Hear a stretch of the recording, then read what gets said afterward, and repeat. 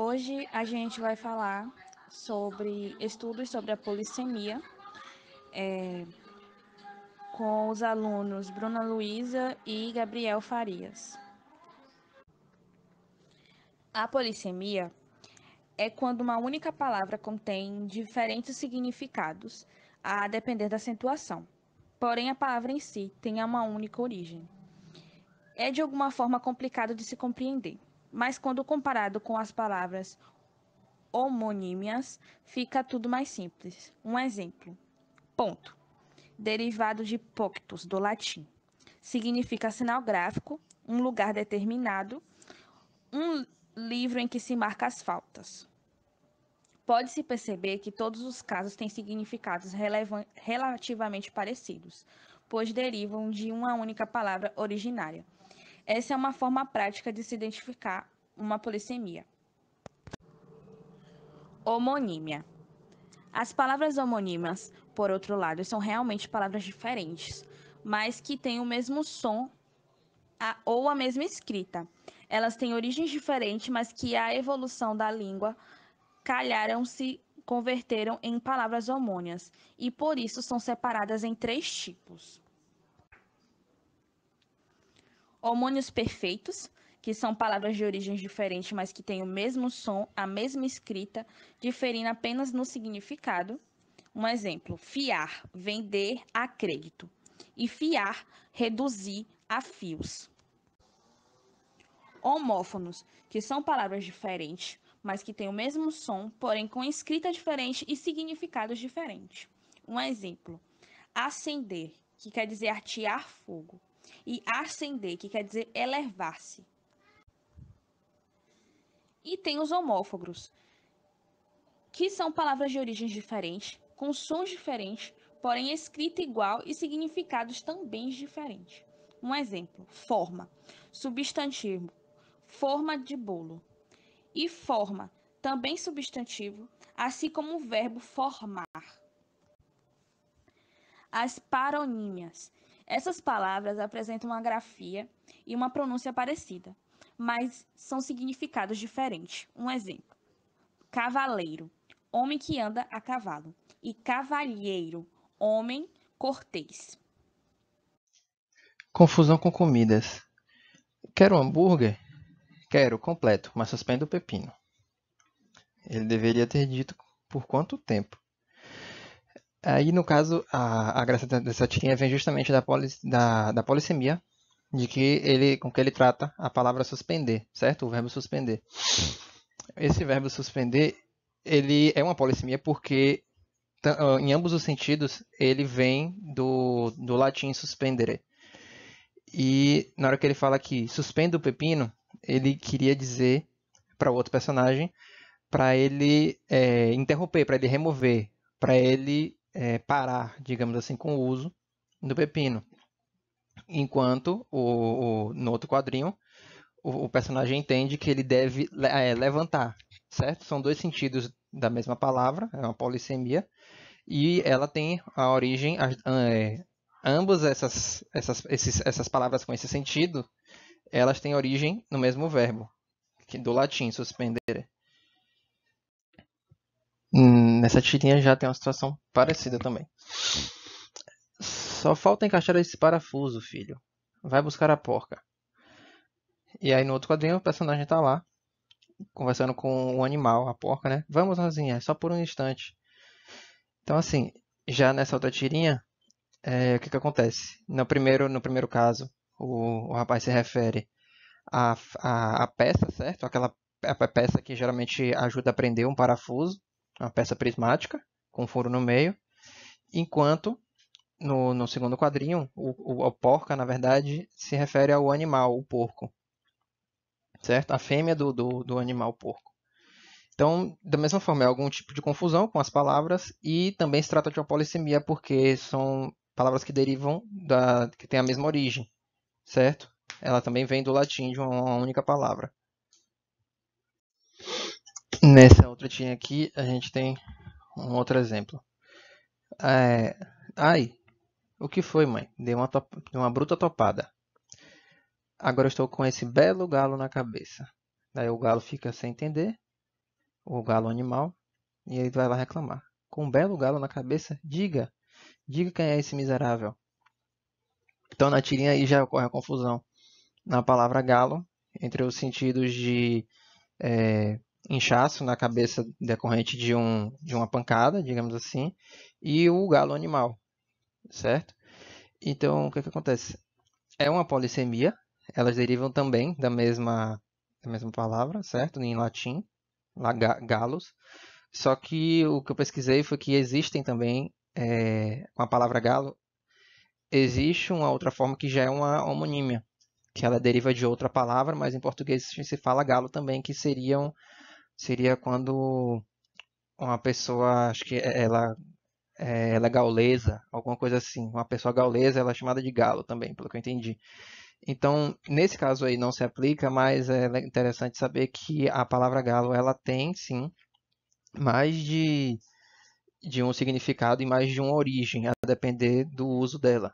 Então, nesse caso, ela foi uma polissemia, ela teve a mesma origem, mas a palavra galo ela também pode ter um significado com a outra origem. Já nesse outro caso aqui, a gente trata de palavras parônimas, certo? Tem lá, a hortifruti apresenta, a outra alface. Dois rivais e uma certeza, a hortifruti não tem igual.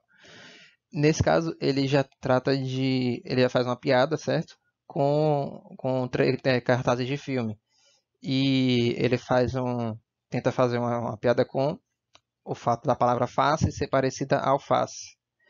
Então, é uma parônima, certo? Nesse caso. E é isso.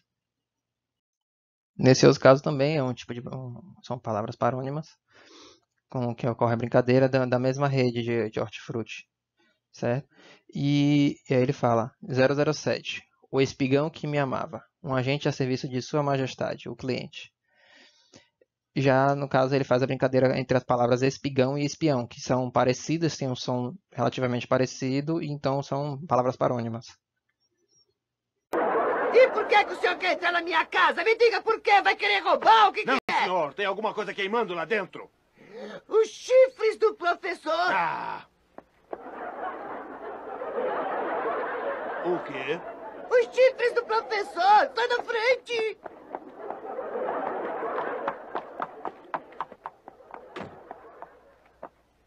Professor Girafales.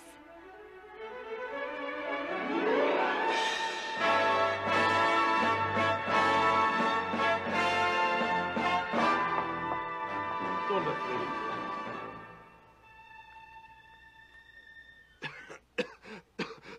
Olha, por que não disseram desde o início de que chifre se tratava? Eu também não sabia, papai. Vocês não servem pra nada. Queimou tudo? Completamente, não tá vendo? Quer que eu chame os bombeiros? A polícia? A Cruz Vermelha? Os Alcoólicos Anônimos? A Sociedade Protetora dos Chifres? Não deu. Olha aqui que eu só não te dou um beliscão porque tenho que ir lá dentro ver se não tá queimando mais nada. Toma, segura isso aqui. Eu também vou. Vamos.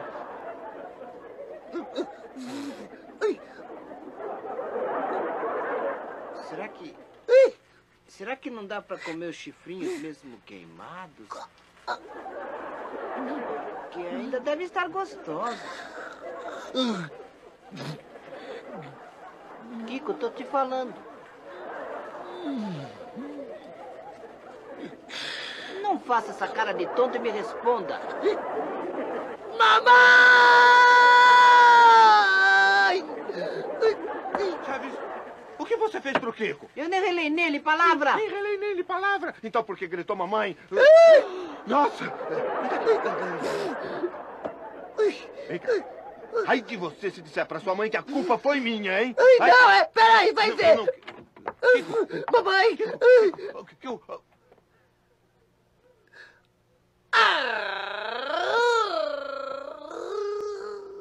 Eu juro que não tive culpa, dona Florinda. Palavra que a culpa não foi minha. A culpa de quê? Da queimada? Ah, de que queimada? Desculpe, sim, mas o assunto aqui é entre a senhora e a princesa. Pois eu também quero saber do que se trata. Muito bem.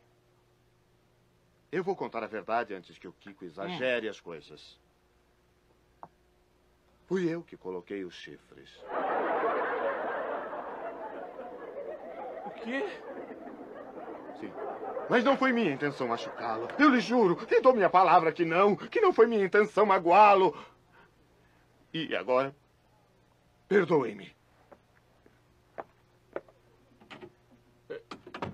Dona Florinda, poderia a senhora me explicar isso dos chifres? Ah, mas é claro, os chifres... Nossa, os chifres! Chifres? Mamãe, eu fiquei tomando conta, mamãe! Mamãe! Acontece que o tonto do Chaves, ele...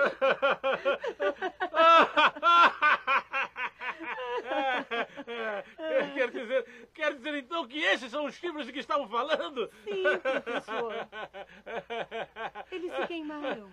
Isso que importa.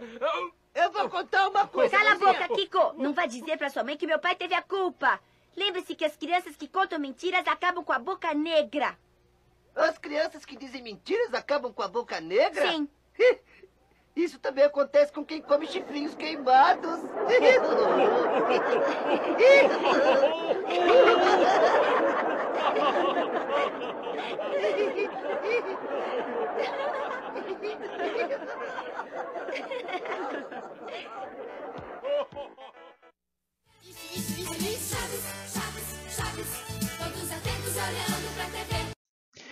Por último, a gente vai mostrar um vídeo rapidinho de um pedaço do episódio do Chaves, que ocorre uma confusão com a palavra chifre. É uma polissemia, certo? E porque os personagens das duas formas ele tratam a palavra chifre como esse doce chifre, que é um doce tipicamente mexicano, que ele tem um formato de chifre, certo? E o fato do chifre ser relacionado à traição. Então ocorre essa confusão entre os chifres, os doces, e o chifre e a traição. E por fim, a bibliografia, que a gente deu uma pesquisada e encontrou esses dois artigos que facilitaram entender um pouquinho de polissemia e palavras homônimas. É isso, obrigado.